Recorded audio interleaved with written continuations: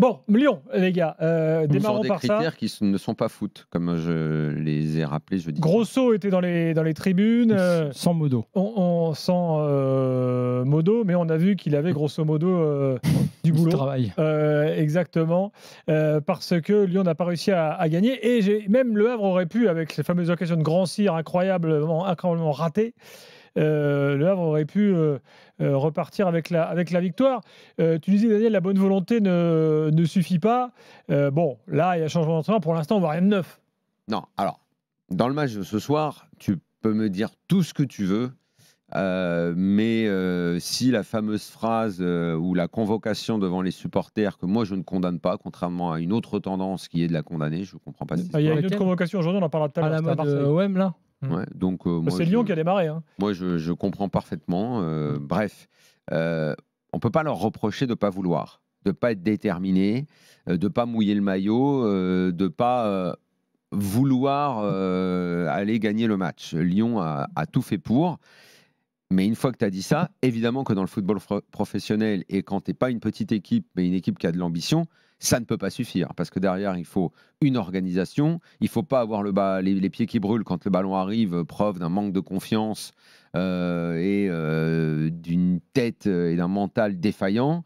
Il faut plein d'autres choses à ce niveau-là. Tu peux pas dire j'ai envie et puis allez hop, on fonce tous devant de façon désorganisée avec des mecs qui jouent sans tête à passer quand il faut pas passer, à tirer quand il faut passer, à faire des coups du foulard, des talonnades et honnêtement, Ryan Cherki, vraiment c'est compliqué. Vraiment c'est très très compliqué à supporter. Alors Lyon, on a fait sa star en lui filant un salaire incroyable et en le mettant dans des dispositions où il n'y a que lui qui devient le joueur qui peut faire un peu la décision. Mais Lyon risque de le payer cher, ça. Parce que c'est un peu le roitelet du vestiaire et ce qu'il fait sur le terrain, c'est insupportable. C'est insupportable. Enfin, il a les occasions, il fait, mais il enlève le ballon d'un attaquant qui aurait dû le recevoir. Il donne pas quand il doit donner. Enfin, c'est pas vrai, il joue avec la semelle, il fait des coups du foulard.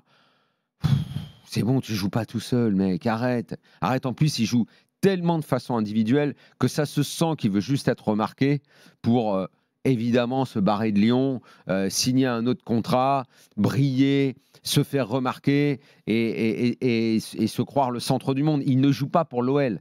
Ryan Cherki joue pour lui. Il ne joue pas pour l'OL. Ça, c'est un vrai problème. Parce que oui, c'est un mec qui a des qualités, évidemment. On voit tous qu'il sait jouer au ballon. Mais là, dans cette équipe-là, Fabio Grosso va s'arracher les cheveux, comme Laurent Blanc, comme Peter Bosz, comme Juninho quand il était là et qu'il essayait de lui parler. C'est très, très, très compliqué de parler à ce gamin. Donc, on va voir ce que Fabio Grosso va faire avec lui. Et on va voir surtout comment il va réorganiser l'équipe parce qu'elle joue à l'envers, cette équipe de l'OL. Mais elle a de la bonne volonté. Elle a eu plein d'occasions. Moi, si je suis Grosso en tribune et j'estime que je suis un entraîneur qui sait ce qu'il va faire, je n'ai pas complètement le moral à plat parce que je me dis, bon, j'ai quand même des gars qui ont envie, je vais essayer de les reprendre en main et on va voir ce qu'on peut faire. Florent, d'accord avec Daniel là ? Ou en partie, je pense que c'est la fin du calvaire. C'était le dernier acte du calvaire lyonnais qui a été provoqué par tout le psychodrame du début de saison, y compris par Blanc, qu'il a entretenu en disant que son équipe était moyenne et les joueurs ont fini par le croire et par ne plus s'investir.